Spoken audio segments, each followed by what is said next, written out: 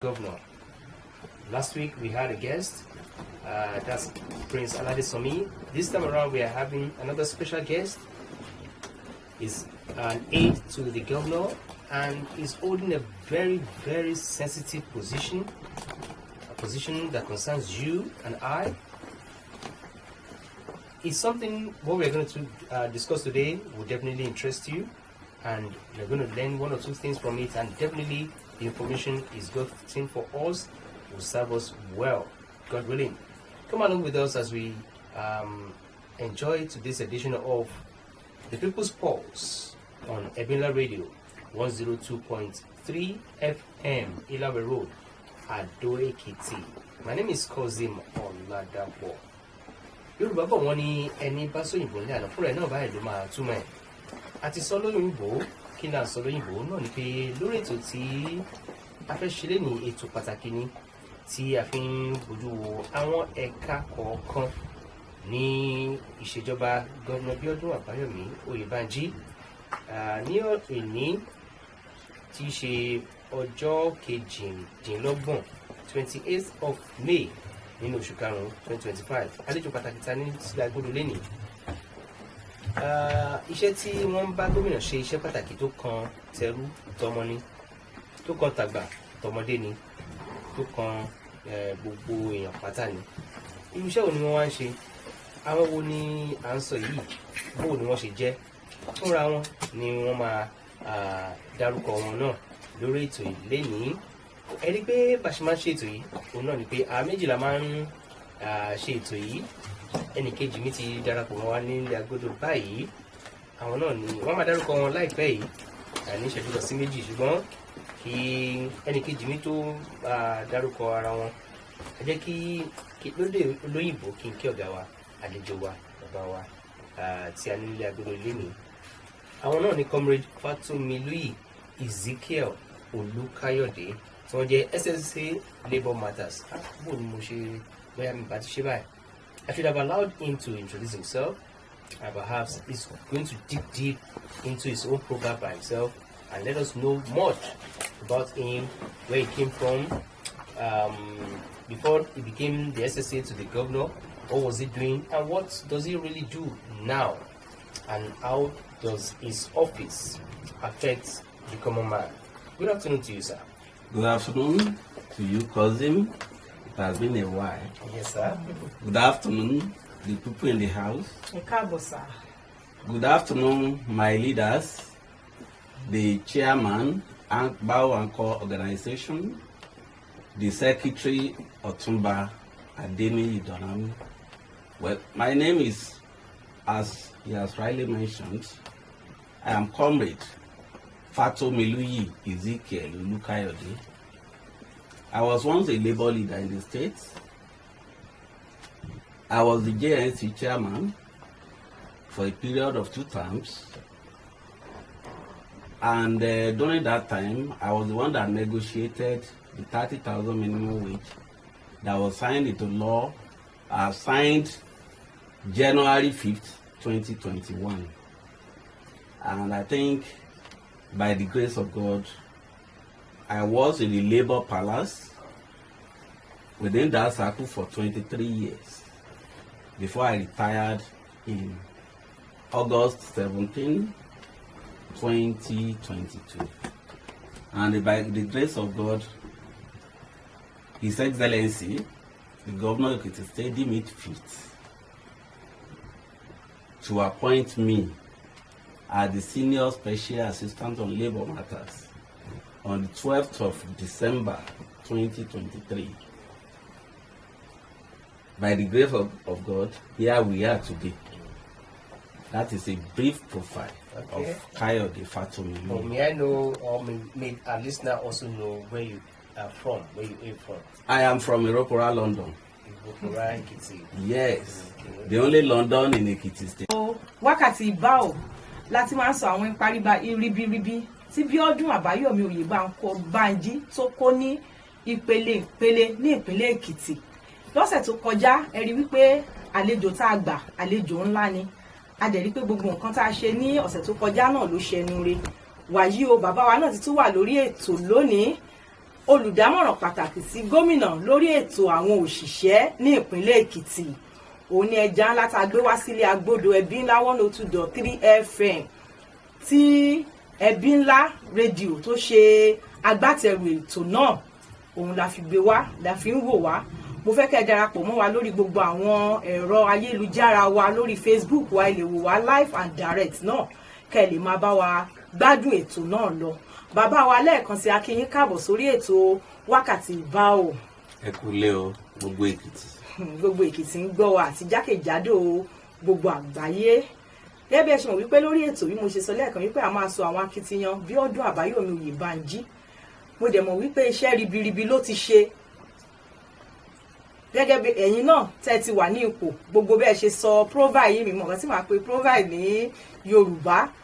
Ó ti pẹ́ tó ní tewé bá ti pẹ́ ní ara ọṣẹ ó ti di ọṣẹ. Kò sí nǹkan, kò sí abala tẹ́ lè yà sí lórí ètò. Mo fẹ́ ká kọ́kọ́ bẹ̀rẹ̀ báyìí wípé lẹ́yìn gbogbo àwọn ìjọba tẹ́ ti rí, gbogbo tẹ́ ti bá lò pẹ̀lú ìjọba tí a wà yìí ti Bíọ́dún Àbáyọ̀mí Oyèbánjí, ṣé ìyàtọ̀ wà ń bẹ àbí kò sí ìyàtọ̀ rárá pẹ̀lú ìrírí yín bẹ́ẹ̀ ṣe sọ fún wa wípé ẹ ti pẹ́ ní ọ̀rọ̀ àwọn òṣìṣẹ́ Èkìtì State? Ẹ ṣé olóòtú. Lẹ́ẹ̀kan sí mo fẹ́ kí ọ̀gá mi pátá Gọ́vnà Bíọ́dún Àbáyọ̀mí Oyèbánjí tí wọ́n fààyè gbà mí láti wà nírú ipò yìí, mo mọ̀ lóore dáadáa. Kí n wá lọ sí ìbéèrè yín. Tí n bá sọ pé láti gbà tẹ́kìtì tá a ti bẹ̀rẹ̀ òṣèlú tiwantiwa, mo lè fi gbogbo ẹnu sọ pé àdúrà wa gbà lórí Báò. Àdúrà Èkìtì ó gbà lórí Báò. Àdúrà Báò ó gbà lórí Èkìtì. Torí pé ìyàwó tó nífẹ̀ẹ́ sí ọkọ, tọkọ nífẹ̀ẹ́ sí ìyàwó ni. Olóyìnbó ní round peg in a round hole. This is Báò kí n má lọ síbi òyìnbó.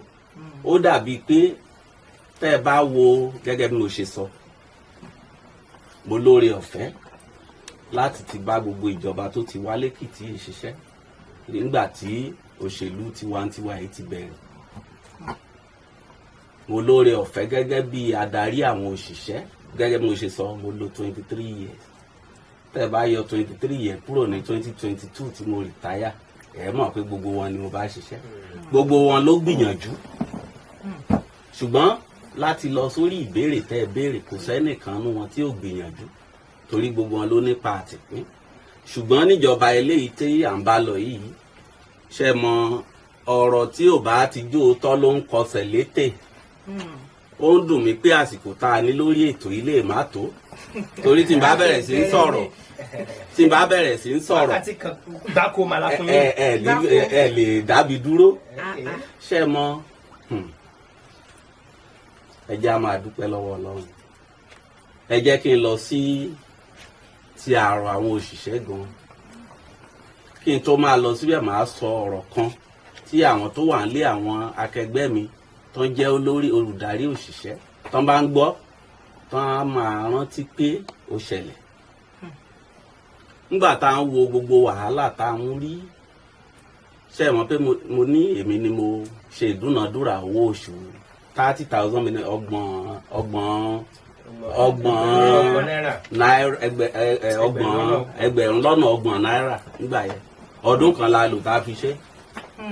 Ọdún kan gbáko ni. Àfúnyín o. Ọdún kan la fi ṣe.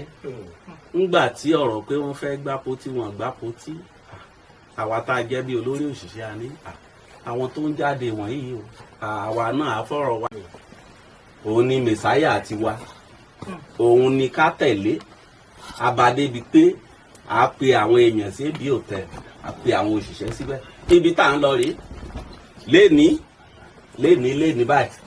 Mo mọ̀ fún àwọn òṣìṣẹ́ tó ń gbọ́n lé báyìí, wọ́n á máa sọ pé ibi dáadáa la darí wọn sí. Now, ní gbàrà tí ọ̀gá wọlé, àwọn òṣìṣẹ́ lè máa gbà mí lẹ́rìí jẹ́ báyìí kò sínú àwọn adarí mo ṣe wà bẹ́ẹ̀ ká tún wá lọ bá tó ti ń ṣe gbogbo àwọn nǹkan tó yẹ kó ṣe. Okay, ṣé owó you don't go to him before he does the needful? No. Okay. You don't need to go to him again. By the time we met him that time, he has promised us that with him there'll be a way, and God has provided that way. So immediately he came. The workers, no threat of strike, nothing. No tension. It was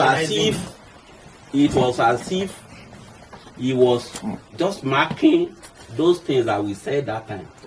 Bó ṣe ń mu ní kọ̀ọ̀kan, in fact mo tún fẹ́ jẹ́rìí sílé ńgbà tán pé 200 days ìgbà ọjọ́ lórí àléfà mo ti fẹ̀yìntì Kọ́lápọ̀ a máa gbọ́ tó bá ń gbọ́ program yìí NLC ṣàmà lórí àjọ òṣìṣẹ́ Ọlátúndé Kọ́lápọ̀ lọ Ọlátúndé ó ní ọ̀gá Fátó ọ̀gá ń lọ sí ìdólẹ̀ ní o èmi ní kó lọ síbẹ̀ kó lọ sọ̀rọ̀ ọ̀gá mo ti rí ó lè mí ní ó nítorí pé ẹnu mi ló ti lè dùn nítorí pé àjọ ọmọ bẹ̀rẹ̀ sir I looked at the program tán fi síbẹ̀ yẹn it was as if pé ọ̀gá ń máa kẹ̀ lẹ́yọ kọ̀ọ̀kan achievement tó ti ní 200 days within that 200 days sir àwọn backlog of arrears salary ó máa ti ń wọlé èmi gan tí mo rìtáyà tí mo ṣe kíní màá máa ṣeré lọ secretariat kan lè rẹ́ ní kíní ó ní mo ẹ ṣe ọjọ́ ẹ gbìyànjú and believe you me sincerely by the time I was moving ọ̀gá ẹ pẹ̀lẹ́ ẹ ṣe it was accolades all over and as we speak ẹ rí mọ̀ pé the trend continues it didn't stop. Ẹ ṣeun ọlọ́lá tá a gbé wá sí orí ètò ní ọ̀sẹ̀ èní ní wákàtí báò mo rí wípé ọ̀rọ̀ wà lẹ́nu wọn tán fẹ́ sọ gan nítorí ìbéèrè gan tá a ti béèrè wọ́n ti dáhùn wọ́n ti tún dáhùn lọ ju ibi tá a fẹ́ kán tún dáhùn lọ mo rí pé wọ́n ti compare pé lóòótọ́ àwọn tó ti wá tẹ́lẹ̀ wọ́n ṣiṣẹ́ wọ́n try ṣùgbọ́n eléyìí tí a wà yìí ó yàtọ̀ ló ń jẹ́ gẹ́gẹ́ bí ẹ ṣe sọ yìí wípé ó yàtọ̀ mo tún fẹ́ béèrè ká tó lọ ìbéèrè wa gan ṣé torí pé ó jẹ́ òṣìṣẹ́ tẹ́lẹ̀ rí ló fi yàtọ̀ ni àbí kí lè rò wípé ó fi yàtọ̀ ó tún fi tayọ ju àwọn akẹgbẹ́ wọn lọ. And I want to also bring this to you, sir, that I remember that the governor always said this, that his father is a teacher, his mother was a teacher, and the two of them were teachers. And do you think maybe because he was raised with salaries from civil servants and it wasn't easy for civil servants back then to raise children now, and he believes it's also not going to be easy for them for civil servants except they get their dues as at when due. Is that why he's doing the needful promptly? Bóyá torí pé ó ti wà lára wọn tẹ́lẹ̀ ló fi ń ṣe àbí kí ló dé tó fi tayọ. My brother, ẹ jẹ́ kí ká sòótọ́ fúnra wa. Báwo ènìyàn níṣẹ́ mọ gbogbo nǹkan tẹ́dá ń ṣe láyé ọmọ ènìyàn ló fi ń ṣe. Bow is not a pretender. Bow is bow. Tẹ́ ẹ bá rí àwọn tó ti bá òṣìṣẹ́ tẹ́lẹ̀ tẹ́ ẹ bá gbé wọn wá síbí ẹ rí mọ̀ pé ìwà ọmọlúàbí tó ti ń wù láti bẹ̀rẹ̀ ni ẹ jẹ́ kí fún àpẹẹrẹ nígbà tí gọ́vnà wa yìí tó ti ń bá wọn nípa àtìpín ní pé wọ́n fẹ́ dá ìpínlẹ̀ Èkìtì state sílẹ̀ mo mọ̀ pé with due respect to his mates joint náà ìmọ̀ máa wà nígbà tó ti ń lọ sírú pé àjọ bíi tí àwọn bàbá Fálẹ́gàn Fásùnwọ̀n Dèjì Fásùnwọ̀n àwọn kábíyèsí yìí tó ti ń bá wọn tó di secretary ẹ rí mọ̀ pé ìwà ọ̀rọ̀ ìdàgbàsókè ìwà kéèyàn ní kókó nífẹ̀ẹ́ ọmọnìkejì ó ti wà lára ẹ̀ so gbogbo nǹkan tó ń ṣe yìí mo ṣe sọ́lá kọ́kọ́ pé àdúrà wa ló gbà kárírú èèyàn bẹ́ẹ̀ gbogbo kinní ìwọ̀nyí bóyá bàbá ẹ̀ ṣe tíṣà of course bàbá ẹ̀ lè jẹ́ tíṣà kíyà ẹ̀ jẹ́ tíṣà tí ò bá fẹ́ ṣé òun nìkan ni bàbá ẹ̀ ti jẹ́ teacher tí ìyá ẹ̀ jẹ́ teacher. But he proudly says ṣùgbọ́n that. yes, he is very proud of saying that, which is good. But the thing is this, the man bow. Ó ní ìtara fún ọmọ ènìyàn. Gbogbo nǹkan tó ń ṣe fún òṣìṣẹ́ yìí, tí ẹ bá rí níbi tọ́gà ti máa sọ̀rọ̀ á sọ fún yín pé ẹ ní ìdí àti dúpẹ́. Iṣẹ́ ẹ̀tọ́ yín ni mò ń fún yín. Tó ẹ̀tọ́ ìwà tó bá jẹ́ ẹ̀tọ́ wọn ni tí ò bá fún wọn ńkọ́. Àbá àrírú ẹ̀ rí. Àmọ́ ní a fi ọdún kan negotiate kò sí. Negotiation ilé tá à ń ṣe it will interest you tẹ́mo tó wà ní sáìdì tìjọba. Ọjọ́ mélòó la fi ṣe? Ẹ lọ wo salary táwọn òṣìṣẹ́ ń gbà báyìí. Ẹ wò sí any other country in the southwest, even in Nigeria. So ọmọlúàbí tó jẹ́ òun ni ó fi ṣe nǹkan tó ń ṣe ìbáwò. Ìwà yẹn ló ti ń exhibit ló ti ń ṣe láti bẹ̀rẹ̀ ayé. Let me ask this, sir. As the SSA to the governor on labour matters, yes, sir. Having worked with him, having negotiated, having had the privilege to negotiate with previous governments on issues concerning labor, workers. Workers. Yes. Now, with this kind of governor that you're working with, are you saying you actually don't have much pressure, much problem convincing your governor or your principal to do the needful for the workers? Because if it were to be some other governors, perhaps it's always tough for you to convince the governor to do the right thing for the workers. That's all I've been saying. That you don't need to coerce him into anything. Okay, let me tell you now. Since I have been SSA on labour matters, there had never been even a strike threat. Bẹ́ẹ̀ ni gbogbo ẹnu mo fi ń sọ yìí. Nígbà tó ti wà lórí àlééfà yìí, iṣẹ́ ti gbọ́ pé àwọn òṣìṣẹ́ lọ fún strike. Ìjọba tó bá ń ṣe nǹkan tó yẹ kó ṣe kó tó béèrè tó ti ṣe. Ṣé ogun ló yẹ kó wá máa gbé tí? Àbí kó máa dúpẹ́? Ṣé ẹ mọ̀, you can fact check me. Orí ètò la wà yìí tí n bá parọ́ kẹ́nìbọ̀dì pé láti ilé tó ní Fátó parọ́ ni o, kò ì sí strike kan láti ìgbà tán ti dé, because ká tó béèrè ó ti mọ nǹkan tó yẹ kó ṣe. Fún àpẹẹrẹ báyìí, ọ̀rẹ́ mi tó wá sórí ètò níjẹ̀jọ́ wọ́n ń sọ̀rọ̀ leave bonus, àwọn kan ń pè. Nígbà tán pè leave bonus yẹn báyìí wọ́n san ní lọ́jọ́ kejì. Now the question is this, ṣé ìjọ tí ìjẹ́jọ́ yẹn òru ìjẹ́jọ́ yẹn náà ti ṣe? Ó mì pé ọ̀gá ti ṣe sílẹ̀, àwọn ọ̀yẹ́ kan ń kánjú ní ìkánjú náà fi béèrè, ká ní pé wọ́n béèrè ọ̀gá ti ṣe gbogbo wọ̀nyẹn sílẹ̀. Nǹkan tá à ń sọ nìyẹn pé ó mú ìyàtọ̀ púpọ̀ níjọba tiẹ̀, kò dìgbà tẹ́ ṣe ń sọ pé ẹ máa tó àti nǹkan tó yọ. A lè sọ wípé abínibí ó yàtọ̀ sí ability. That is it. Orúkọ báwo gan ló ń jẹ́ bẹ́ẹ̀. That is it. Pé nǹkan tó wà nínú ẹ̀ bóyá ẹ̀yin Yorùbá náà ló máa sọ pé bóyá nǹkan tó wà nínú ènìyàn lọ tí máa ń pààyàn mọ́. So nǹkan gan tó wà nínú ẹ̀ gan ló ń ṣe kì í ṣe pé bóyá wọ́n ti gbọ̀ngbọ̀n. Ẹ ti sọ bọ́n ṣe yàtọ̀.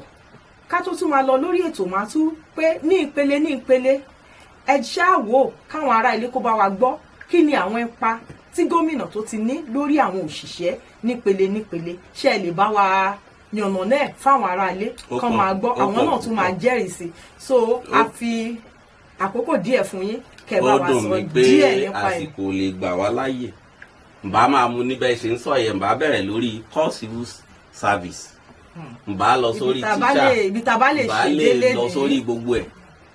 Now àwọn tó ṣe yàjóyàjó kákọ́ sọ. Bẹ́ẹ̀ni sà. Tẹ́ bá rí nínú ọ̀sẹ̀ yìí báyìí, ẹ gbọ́ pé gómìnà ó ti fi àwọn tó jẹ́ bọ́sà ní schools, ó ti gbé wọn kúrò ní àkàsọ̀ 14 sí 15 tí ò ṣẹlẹ̀ rí. Kò ṣẹlẹ̀ rí lẹ́kìtì. Bí ọdún Àbáyọ̀mí Oyèbánjí ló ń pè bẹ́ẹ̀. Nígbà tí mo wà gẹ́gẹ́ bí adarí òṣìṣẹ́, àwọn primary school wọ́n wá bá wa pé ẹ jọ̀ọ́, àwa ò kì í gba car loan, a kì í gba housing loan, kí la fi ṣorí? Àṣeṣeṣeṣeṣe àríṣe o. nígbà yẹn. bẹ́ẹ̀ ni nígbà tí báwo dé kò sẹ́ni tó tún lọ bá báwo àkàndédé rí i pé ọ̀gá ti fi ọwọ́ sí pé káwọn primary school àti àti primary school kan wá máa gba car loan àti housing loan. Sà tẹ́lẹ̀tẹ́lẹ̀ kí wọ èèyàn kó máa teach ní primary school kí wọ́n máa teach ní secondary school kó wá sílé kó ní àwẹ̀ wá bá mi wẹ mọ́tò mi tó dẹ̀ mọ̀ pé lóònù ìjọba ló gbà ṣe rò pé irú ẹnìkejì yà á sùn jọ yẹ ṣénú ẹ̀ á dùn ṣùgbọ́n báwo ó fòpin sí yẹ kò sí nǹkan tó ń jẹ́ bẹ́ẹ̀ ní local government àwọn kan wà kárí àbí mẹ́ta kan wà tẹ́lẹ̀ tán kì í kọjá ìpele kan wọ́n ti dé bá wọn kàn kì í ṣe ẹ̀ka láyé ara wọn tá ń pè ní department tẹ́lẹ̀ bẹ́ẹ̀ ni fún àpẹẹrẹ irú àwọn èèyàn yìí tó wà ń bẹ̀bẹ̀ information section wọ́n ti dá dúró báyìí tán ti ní kédà tán lè dókè àwọn legal section bí ọ̀rọ̀ òfin àwọn náà lè dókè báyìí ní local government. Okay, even ní service itself do we talk of promotion? 2023 promotion has been done and implemented.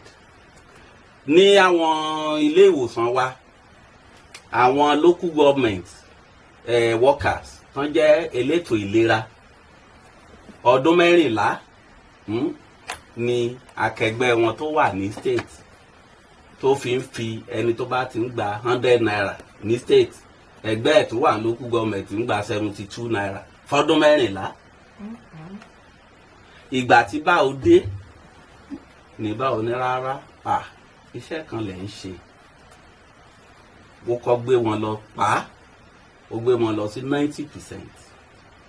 Lẹ́nu ọjọ́ mẹ́ta yìí tí ó yìí pé bí ọ̀sẹ̀ bíi 4 síbí mo ṣe ètò kan tí ọ̀gá wà ń bẹ̀ náà wá rán ọ̀gá létí ọ̀gá ní ṣe lòun ṣé ó ti rí bí eléyìí kò tójọ́ 5 tọ́gá fojú ẹ̀ dé nǹkan tẹ́gbẹ́ wọn tó wà ní state ẹ wá wo kéèyàn wà yes I'm talking of the CONHES yes I'm talking of the CONHES Consolidated Health Salary Structure for Health Workers.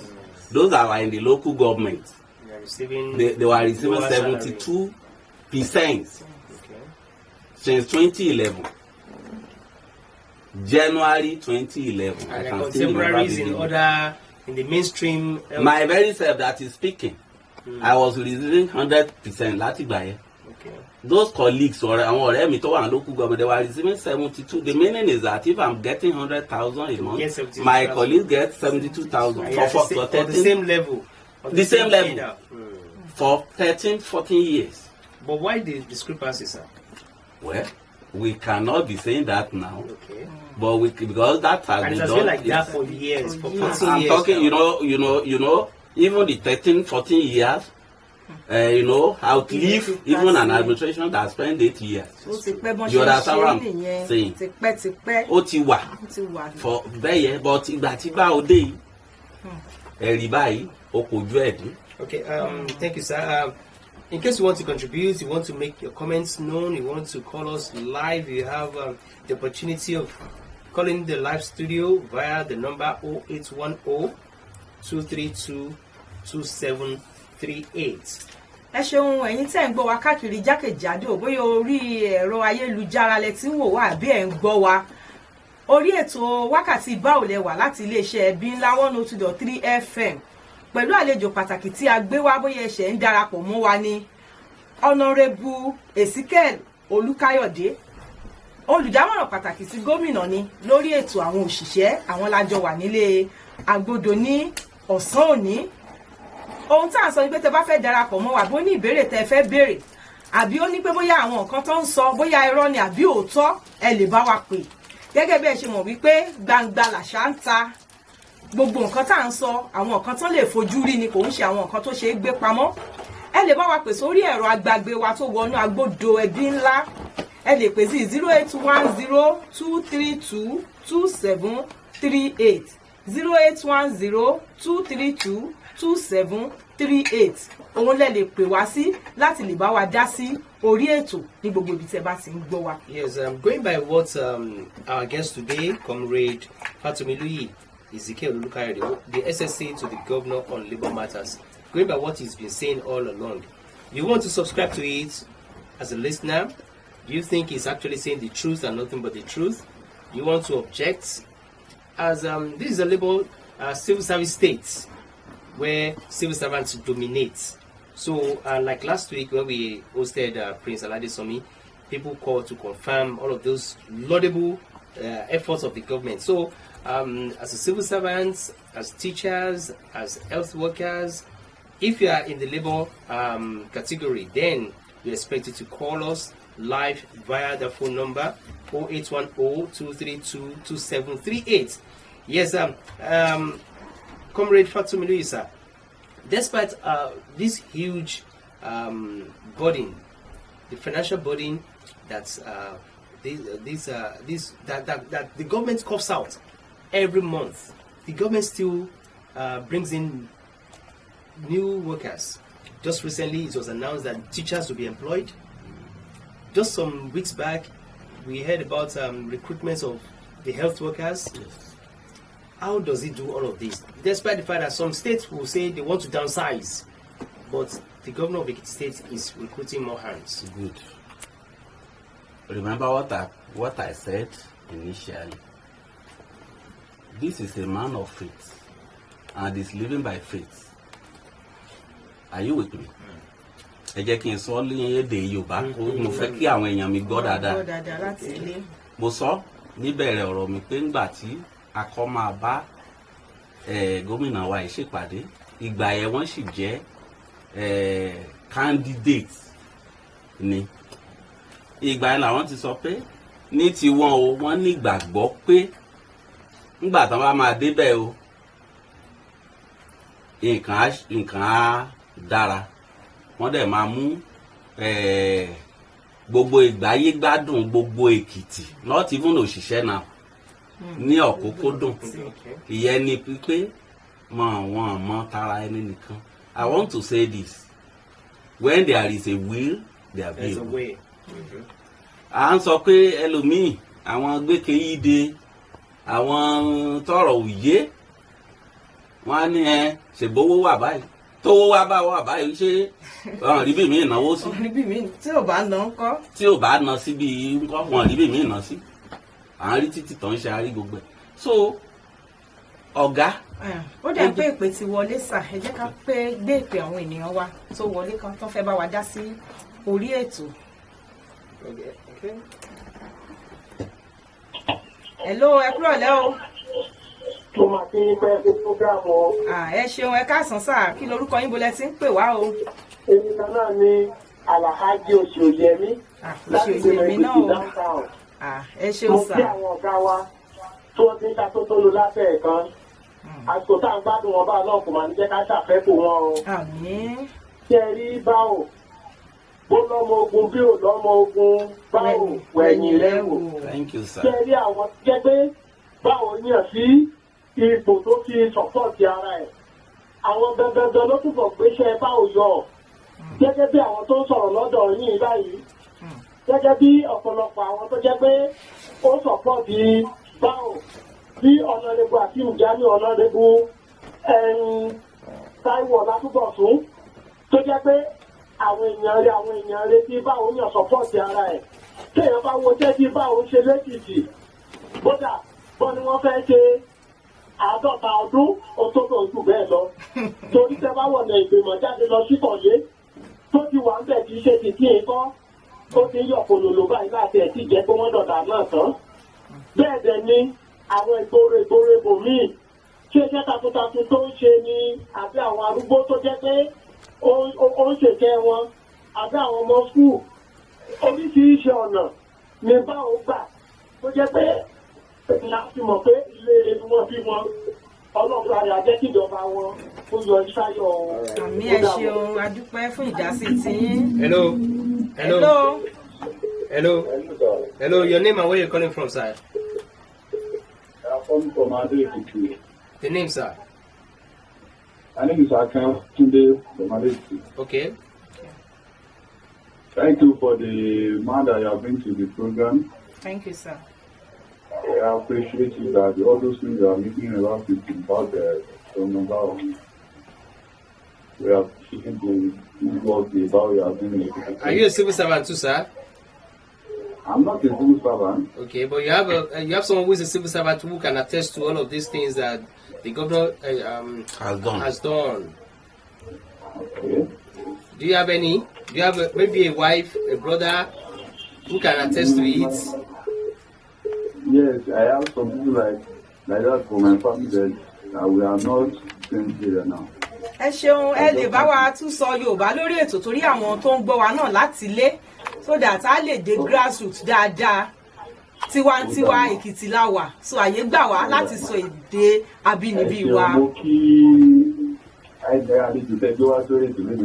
Ẹ ṣeun sà. Wọ́n kú àtúntò nǹkan tó ṣe látẹ̀kọ́ Ọlọ́run àwọn ẹgbẹ́ àtọ̀nà wọn lọ́wọ́. Àmín.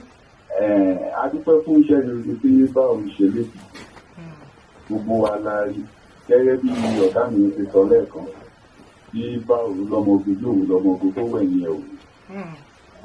Àwọn àfikún tèmi tí ẹ fẹ́ sọ ni pé àwọn nígbà olóṣèlú ní wọ́ọ̀dù káàkiri àwọn ọbẹ̀ yẹn mú wí pé kí gómìnà báwo kó bá wa ṣàtúnṣe kó bá wọn sọ̀rọ̀ kó bá wọn ṣe mítì papọ̀ tó bá nìkan tó ń bí àwọn míì inú kan bá wọn rùmáàsì àwọn ọ̀rọ̀ papọ̀ sódà àwọn ìjọba wọn náà tún lè fẹsẹ̀ jáde ju àwọn tó ń ṣe.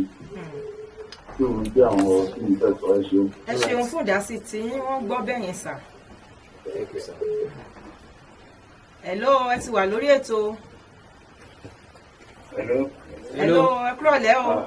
Ẹ kúrọ̀lẹ́ àdúgbò ìfún. Kí lorúkọ yín bolẹ̀ tí ń pè wá o?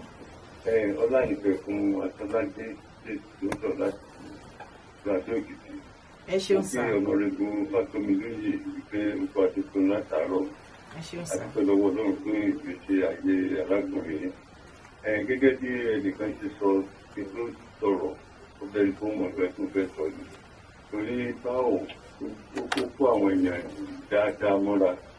Àwọn tó jọ ọmọ ìgbà àti bíi tiẹ̀ ẹ̀wòrú arákùnrin tẹ̀ pé wọ́n torí ètò ọlọ́gbọ́n èèyàn ni ó tẹ̀ jẹ́ ẹni tó ní experience kò lówó kò sí ìkànnì kò lọ́gbọ́n sílẹ̀ ó dẹ̀ mọ iṣẹ́ yìí dáadáa ọmọ wa dáadáa ni àtẹ̀sí yan pẹ̀lú gbogbo gbogbo ọ̀rọ̀ tó sọ pátápátá nípa ti gómìnà bẹ́ẹ̀ tó ṣe rí o. So òtítọ́ ni kò sí rọ́kàn kan bẹ́ẹ̀. Kò sí rọ́kàn kan bẹ́ẹ̀ pátápátá. Ilé mo jẹ́ fọ́ọ̀tì ìgbàwà bẹ̀rẹ̀ dáyà bẹ̀rẹ̀ lọ́ọ̀dù ní èmi náà mo ti ṣe ní lọ́ọ̀dù dàrí mo dẹ̀ ti mọ gbogbo ọ̀kan tó sọ ọkùnrin arákùnrin wa gbìyànjú. Wọ́n nǹkan. Ìpè yẹn ti sọnù ìpè míì wọlé. Hello, ẹ káàsán sà. Hello, ẹ káàsán. Hello, à ń gbọ́ yín, ẹ káàsán sà. Ẹ ṣeun, kí lorúkọ yín bolẹ̀ tí ń pè sórí ètò wákàtí ìbáwọ̀. Ó dáa sà. Mo kí yín ẹ̀kú iṣẹ́. Ẹ ṣeun sà. Ọjọ́ àdúgbò àwọn fún iṣẹ́ o. Àmín. Ọkọ̀ gbogbo yín á balẹ̀ o. Àmín. Mo kí ọ̀gá aṣọ ẹgbẹ́ fún ètò. Ẹ ṣeun sà. Àṣírí ọ̀gá wa túbọ̀ máa tẹ̀. Àmín. Àṣírí ọ̀gá tún láéláé. Àmín. Wọ́n kì í. Gómìnà wa. Ẹ ṣé. Gómìnà wa. Tí gbogbo ayé ń gbàdúrà fún. Ọlọ́run ló gbọ́dọ̀ tó ń tọ́ sí sọ́nà kò ní ṣiṣẹ́. Àmín. Gbogbo ọ̀nà ẹ̀ á máa gbọ́ nípa àlàáfíà. Àmín. Ọmọ ẹ̀ á ṣàyè. Àmín. Ìyàwó ẹ̀ ò ní ṣẹ́kù mọ́. Àmín. Òun náà sì ní kúkú ìyà. Àmín. Kò sì ní gbàdúrà kó bá ní iṣẹ́ rẹ̀ yìí. Àmín. Ẹ̀jọ̀ mo fẹ́ bèrè pẹ́lẹ́ mọ́ lọ́wọ́ ọ̀gá mi níta. Ẹ máa bèrè sà. Ẹ̀jọ̀ ọ̀gá mi rò. Yes sir. Ẹni tí ó wà ní tó ìwà lẹ́nu iṣẹ́. Bẹ́ẹ̀ sà. Tó ní level 7. Yes sir. Tó ẹgbẹ́ ti dé bá tó ìdẹ̀ tí kò lẹ́nu iṣẹ́. Báwo ló ṣe ní sà? Ẹ ṣé. Ìbéèrè tó dáa lẹ ti ìbéèrè yẹn. Ṣé ẹ mọ oríṣi gẹ́gẹ́ bí èèyàn ṣe wà tó máa ń lóríṣiríṣi sàtífíkẹ́ẹ̀tì bẹ́ẹ̀ náà ni ibi iṣẹ́ ìjọba tó ti ní ìsọ̀rí ìsọ̀rí. Mo mọ̀ pé ẹni tán bá sọ pé àkàsọ̀ kéje ló ti dé bá, ó ṣeé ṣe kó jẹ́ pé a máa pe kinní kan ní scheme of service, ìlànà bí wọ́n ṣe ń ṣe ọ̀rọ̀ iṣẹ́ ìjọba. Fún àpẹẹrẹ báyìí, bóyá èèyàn fẹ́ ṣe ọlọ́dẹ, mo fi ṣe example ni o.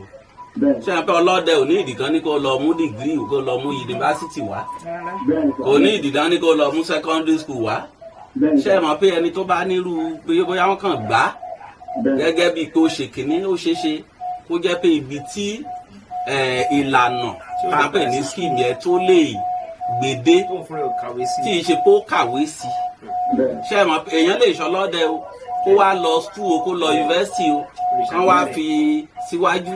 So irú àwọn tó bá wà nírú kàtígórì ó dá mi lójú pé ibi tí ìwé ọwọ́ wọn mọ tá à ń pè ní sàbùké tó fi wọ iṣẹ́ àbí ìlànà scheme yẹn tó gbà wọṣẹ́, ó ṣeé ṣe kó jẹ́ yẹn ló jẹ́ pé ibi tó dé mọ nìyẹn. So kì í wá jẹ́ pé bóyá ṣe náà yàn jẹ àbí wọ́n fìyà jẹ kò rí bẹ́ẹ̀. Kí wá lámọ̀ràn tẹ́ ní fúnrú ẹni bẹ́ẹ̀? Ẹ máa gbọ́ bóyá àmọ̀ràn owó náà ní fúnrú ẹni bẹ́ẹ̀.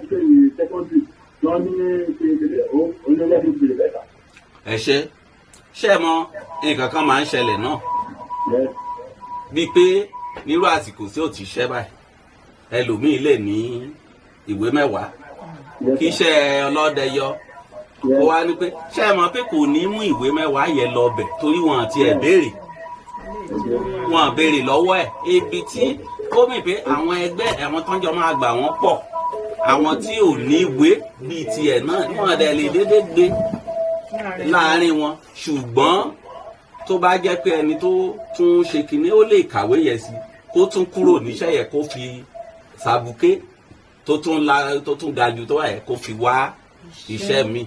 Bọ̀dì yẹ iṣẹ́ pé bóyá ṣe náà yàn jẹ àbí nǹkan kan, oníkálukú ló ní ìlànà. Àmì o, ẹ ṣeun sà. Ẹ ṣeun sà fún ìdásí tí. Okay, more calls are coming in. Now we have another caller. Hello. Hello. Hello, ẹ káàsán o. Hello. À ń gbọ́ yín. Ẹ kúrò níbi rédíò yín ká ẹ lè gbọ́ wa dáadáa. Ẹ sún mẹ́yìn. Ẹ sún mẹ́yìn kúrò níbi rédíò yín ká ẹ lè gbọ́ wa. Hello, ẹ kúrò lẹ́ o. Ẹ kúrò ẹ ra sà. Mo kí bàbá wa tó sọ̀rọ̀ lórí ètò yẹn o. Ẹ jọ sáà kí lorúkọ yín bolẹ̀ dẹ̀ tí ń pè wá sà. Orúkọ mi ni Ṣẹ́tẹ̀ Ayọ̀ Bámidélé láti Òṣìṣẹ́. Yes sà, à ń gbọ́ yín sà. Mo kí bàbá wa tó sọ̀rọ̀ lórí ètò yẹn ọpọlọ yóò lè gbọ́ bàrà o. Ẹ ṣeun sà, àmín. Ṣé ẹ rí nípa báwo? Ṣé ẹ gbọ́ mi? Mo ń gbọ́ yín sà. Báwo ọjà gómìnà ti já búrẹ́dì léèyàn lọ́wọ́? Ayé yín á dáa bàbá. Láti ìgbà tí báwo ti dé bẹ̀yẹ o ní ìjọba Èkìtì ti yàtọ̀ pátápátá. Àdúrà wa lẹ́kìtì ni wọ́n pé ọlọ́ Ẹlẹ́dùmarè àbáwa lọ́ra ẹ̀mí báwo. Àmín Jésù. Ẹ̀yin kan tẹ́ ẹ jẹ́ alátìlẹ́yìn fún báwo níbẹ̀ yẹ ọkàn yín á dẹ̀ bá lọ. Àmín Jésù. À ń bẹ àwọn èèyàn ní ẹnìbọdè ò má kọ́ sí ẹ má di báwo ní ìtẹ́tà àti tú Èkìtì ṣe. Ẹ ṣeun fún ìdásí tiyín bàbá wa. Hello, ẹ ti wà lórí ètò. Ẹ káàsán sà, bó lẹ ti ń pè wá, kí lorúkọ yín?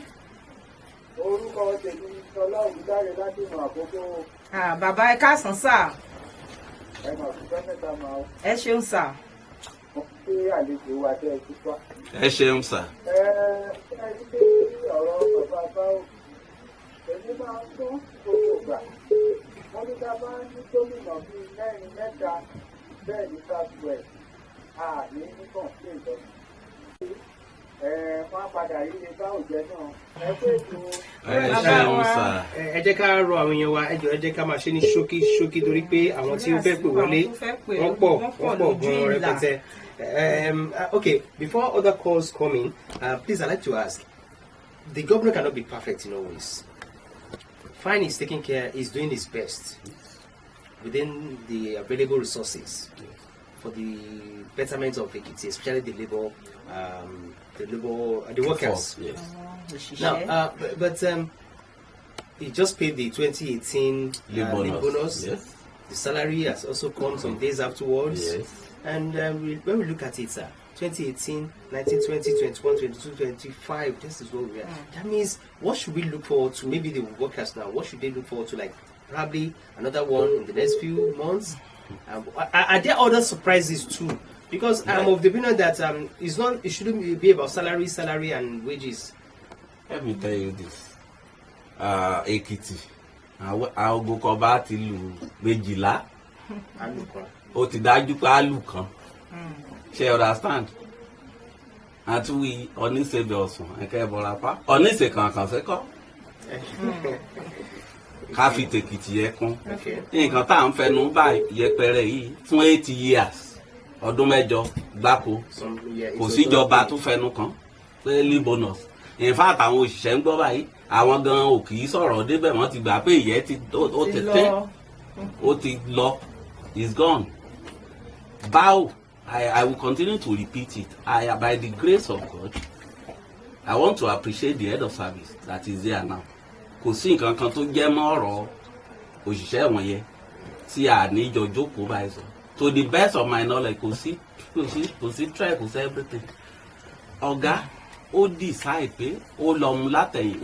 A governor will have first said, pé ẹnu eléyìí tí mo ṣe o ni mo fẹ́ san. Ṣé wọ́n ní suppose tí wọ́n á sọ pé ṣé wọ́n á mú ni. Ọlọ́yẹ̀ ká dá àwọn ará ilé ní agara bíi pé wọ́n fẹ́ pè wá ìpè yẹn pọ̀ gan lójú ìlà.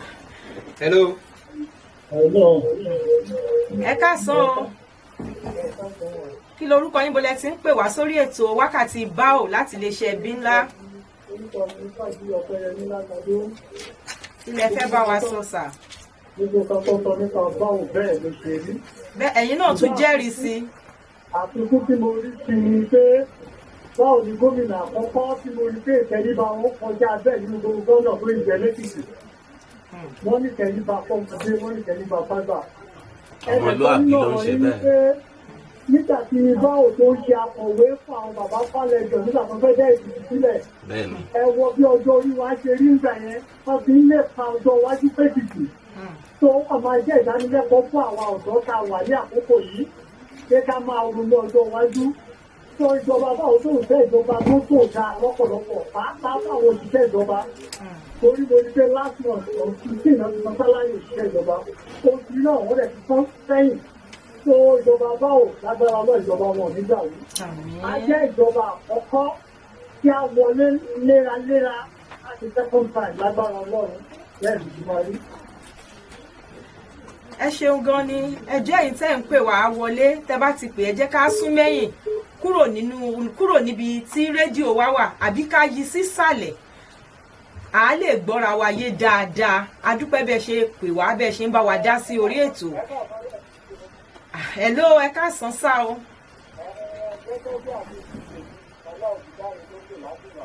Yes sir.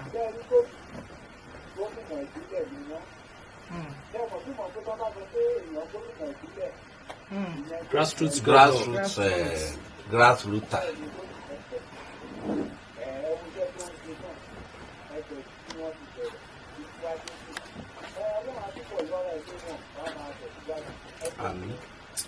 Ẹ ṣeun adúpẹ́ bẹ́ẹ̀ ṣe ń bá wa pè wọlé tẹ̀ ń bá wa dá sí ètò yìí wákàtí báò. Àwọn ará ilé ó lè pé wọ́n nífẹ̀ẹ́ gómìnà wa yìí o. Hello. Ẹ máa ká sọ. Ẹ ṣeun sà. Ayọ̀dèjì Òjó ló sọ̀rọ̀ láti ìlú Adó Èkìtì o. Ẹ ṣeun sà. Àti bàbá tẹ gbé wá sórí ètò pé wọ́n fún wa tó tọ́nu látàárọ̀. Ẹ ṣeun sà. Gbogbo bá ṣe sọ nípa ọ̀rọ̀ gómìnà Oyèbánjí ó ṣe rí gẹ́lẹ́ náà lọ́ ṣe sọ yẹn o. Wọ́n kì í lẹ́yìn gidi o. Nítorí pé àwa ti mọ̀ wọ́n láti ọjọ́ tó ti pẹ́. Kódà gómìnà yìí màmá wọn tó jẹ́ olóògbé olókọ́ ní prime 1 prime 2. Ọjọ́ ti pẹ́. Ní only Trinity primary school nínú Tùbẹ́ẹ̀bù ńgbà yẹn. Mo dẹ̀ rí wọn, mo rí pé ilé rere tí wọ́n ti jáde kó wọ̀ nínú ìṣèjọba wọn Ọlọ́run á máa fún wọn ṣe o. ẹ ṣeun sà. ẹ ṣeun sà. ẹ jọ̀ọ́ mo ní ìbéèrè kékeré kan tí mo fẹ́ béèrè lọ́wọ́ ẹni tó gbé wá ẹni sọ.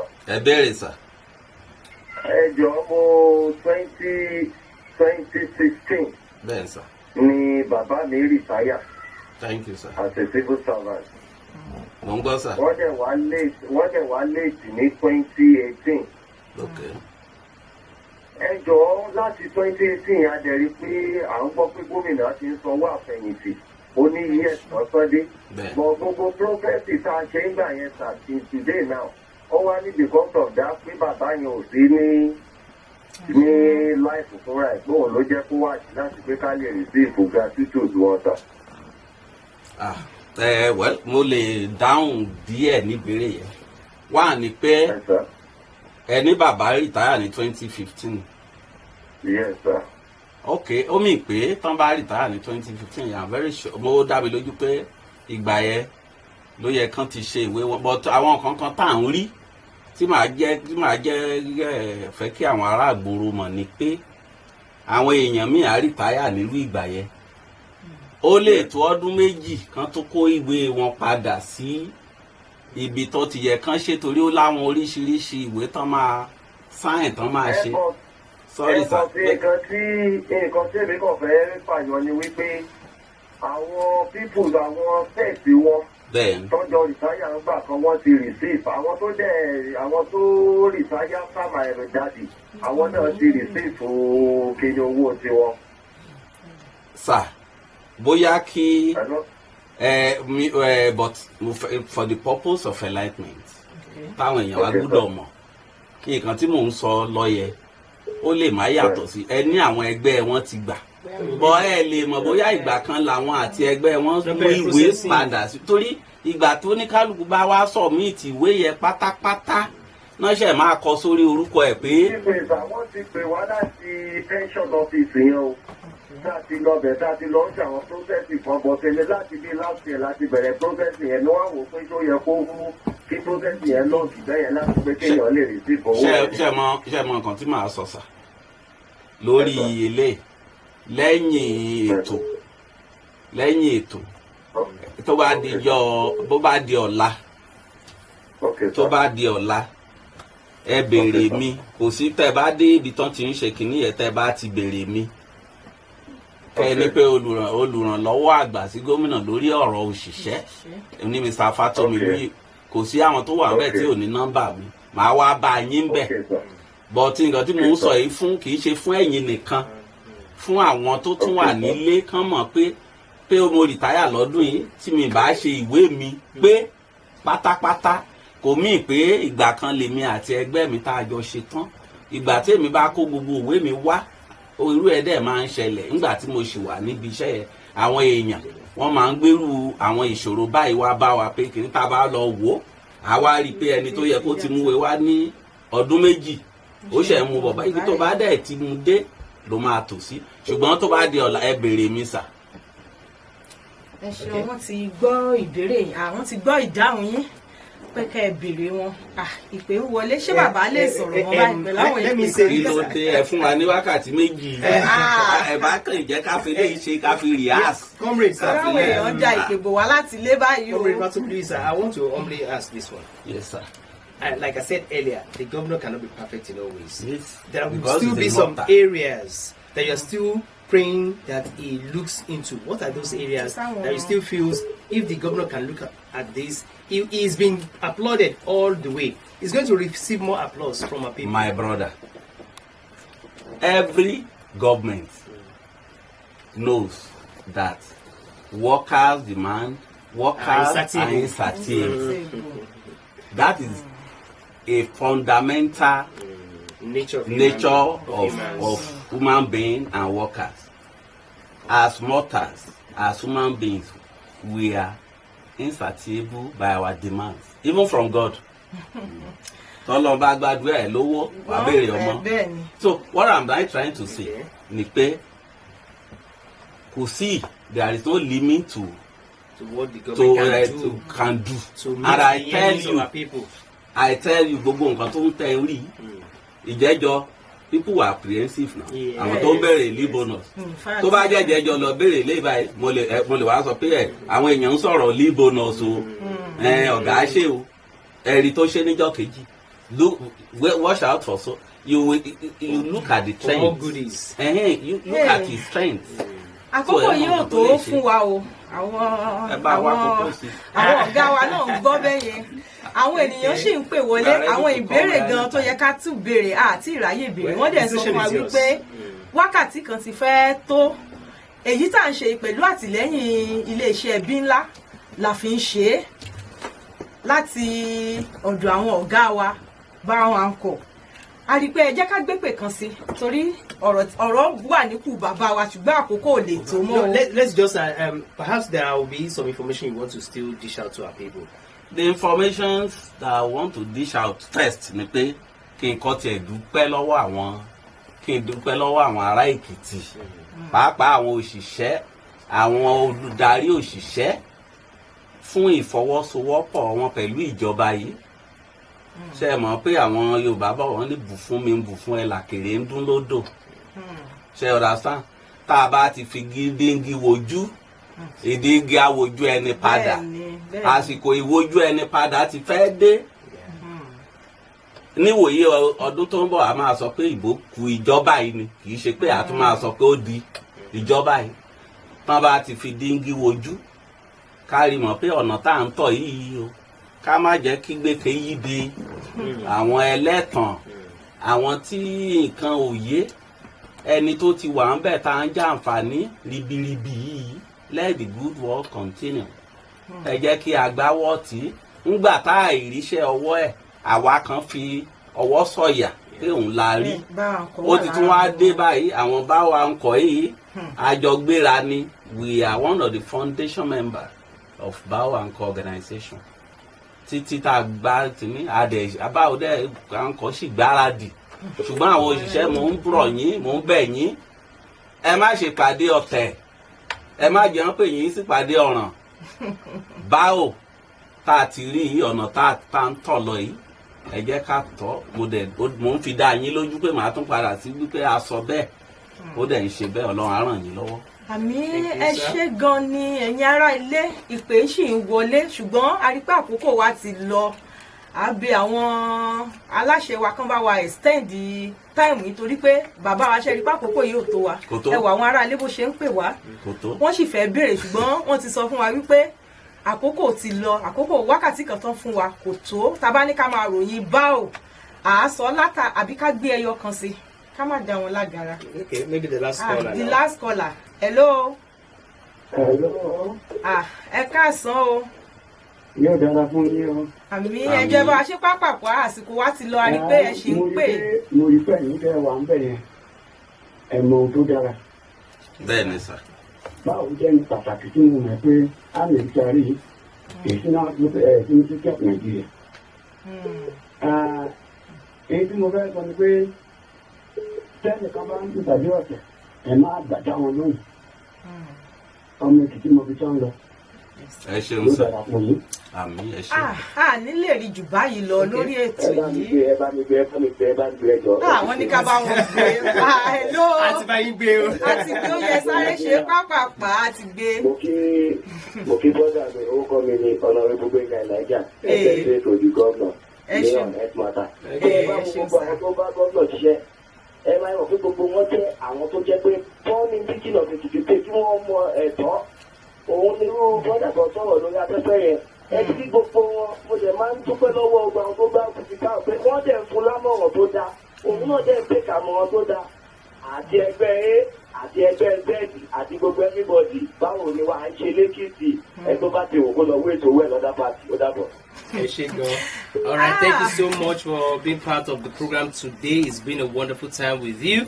Thank you to all the callers, everyone that has contributed through calls, and those that actually attempted to call but the calls could not go through. We say thank you to you, and big thank you to the management of EBI-NLA Radio 102.3 FM. And we also have to be appreciative of the gesture, the support of the Bow Anchor who have also come out to say they have supported, they are ready to key into this program. We say thank you to Bao Uncle's group. Yes, next week we'll be bringing in another guest on the show, and our special guest today has been Comrade Fatu Milui Ezekiel Olukayode, the Senior Special Assistant to the Governor on Labour Matters.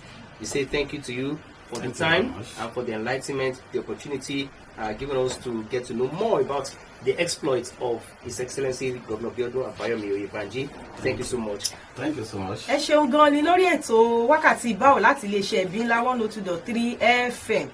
Adúpẹ́ gbogbo ẹ̀yin tẹ́ ti bá wa pè wọlé tẹ́ ti dá sórí ètò. Adẹ̀dúpẹ́ lọ́wọ́ àlejò wa pàtàkì tá a ní lónìí, olùdámọ̀ràn pàtàkì sí gómìnà lórí ọ̀rọ̀ àwọn òṣìṣẹ́ Èkìtì State àtàwọn bọ́n ṣe bá wa dá sí. Tọ́ máa ní ká máa sọ ilẹ̀ akún, ilẹ̀ àmọ́, ilẹ̀ àtúṣú lórí ọ̀rọ̀ iṣẹ́ ribiribi tí báwo ti ṣe ní orí àwọn òṣìṣẹ́ ìpínlẹ̀ Èkìtì.